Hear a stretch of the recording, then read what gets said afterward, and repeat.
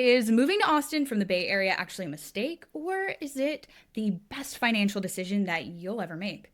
If you're in San Francisco, Oakland, San Jose, or anywhere in the Bay staring at a 1.3 plus million dollar starter home and brutal taxes, you've probably at least thought about Austin, Texas. So, in this video, I'm going to break down the pros, cons, and the hidden traps that Bay Area residents hit when they move here so you don't blow a once in a decade opportunity.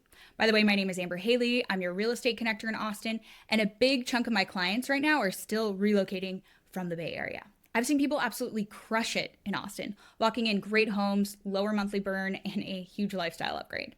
I've also seen people regret their move because they came with Bay Area assumptions that do not work in Texas.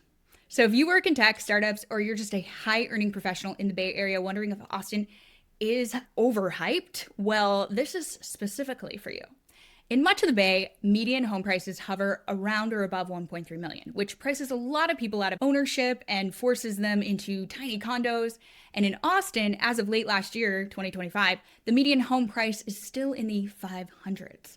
It's actually around mid 500s, and the broader metro has hovered roughly in the 400s. So even though Austin is no longer cheap, you're often cutting your purchase price almost in half compared to the Bay. Plus, you're moving to a state with a zero state income tax, which is a huge difference if you're used to California's top brackets. When my Austin area clients run the numbers, they're often seeing what feels like an instant raise in take-home pay just from housing costs and taxes alone. Now, here's where people worry they're making a mistake. Aren't we buying at the top? Didn't Austin already have its boom?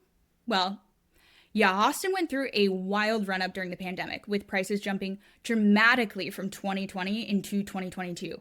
But over the last couple of years, the market has really cooled off. So median prices in the metro have leveled in the low to mid 400s, and some reports show year over year declines or flat pricing, especially through 2025. So what that means for you coming from the Bay Area is this. You're not walking into some crazy bidding wars like in 2021, and homes are sitting on the market a lot longer. There's just a lot more inventory to choose from, and you have a chance to negotiate instead of throwing cash way over asking. And if you're somebody who's thinking in 7 to 10 year horizons, and I'm guessing you probably are, Austin still has strong fundamentals, okay? Jobs, population growth, demand, but you're entering at a more rational moment in history. So let's be honest, moving to Austin is a mistake for some Bay Area people though. And I want to call that out very clearly as a former California resident myself. It's a mistake if you think Austin is just going to be like San Francisco, but with cheaper houses. Okay, it's not. First off, the summers are brutally hot. I'm talking triple digit days, and you're going to feel that if you're used to coastal Bay Area weather. It's a mistake if you're expecting the exact same transit, density, and walkability. Austin is still a super car heavy city, and traffic has gotten a lot worse as more people relocate here. And it's a mistake if you assume that your Bay Area salary is guaranteed forever in a remote role. Some companies are adjusting pay for relocation, or they're calling people back to offices. And if you're not ready for all those things, if you're not ready for heat and driving in a slightly different pace of life, you will be frustrated, even if the house and the math look fantastic. Now, on the flip side, here's why Austin is still on the short list, I believe, for tech workers and founders who are leaving the Bay.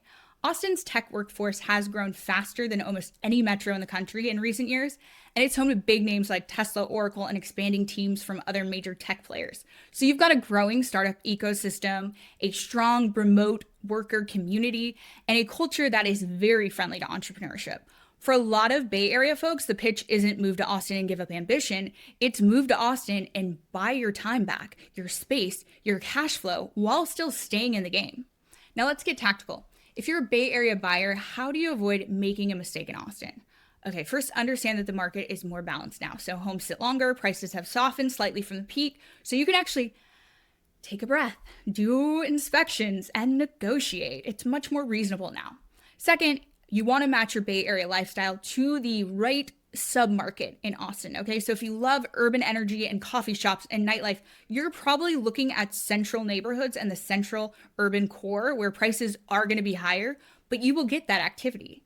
If you want space and schools and more of a suburban feel, the outer parts of the metro often offer way more square footage and slightly better pricing than the absolute center. Third, you want to pay attention to taxes and total monthly costs, not just the sticker price, okay? Because counties around Austin have different tax rates. And with Texas relying heavily on property tax, your escrow and monthly payment matter just as much as the purchase price. And this is where having somebody on the ground here in Austin who understands both your Bay Area expectations and Austin's micro markets can save you from overpaying in the wrong neighborhood. Now, another big question that I get from Bay Area relocators is, should I buy now or should I wait? And I can't predict the future, but here's what I do know and I feel very strongly about. Prices in Austin are no longer skyrocketing every single quarter. They've basically flattened out with small dips and recoveries in that 400 something to 500 something median band. Inventory and days on market are higher than during that big boom I was talking about, which gives you a lot more leverage. So if you're moving for lifestyle, kids, school, quality of life, if you're thinking long term, and I know you're the kind of person who does, the bigger risk is waiting for years, hoping for that perfect bottom that honestly only gets recognized in hindsight. But if your job situation right now is unstable, or if you're not sure that you're going to stay in Austin for more than 2 to 3 years, I really recommend renting first. I think that can be a very smart move as well.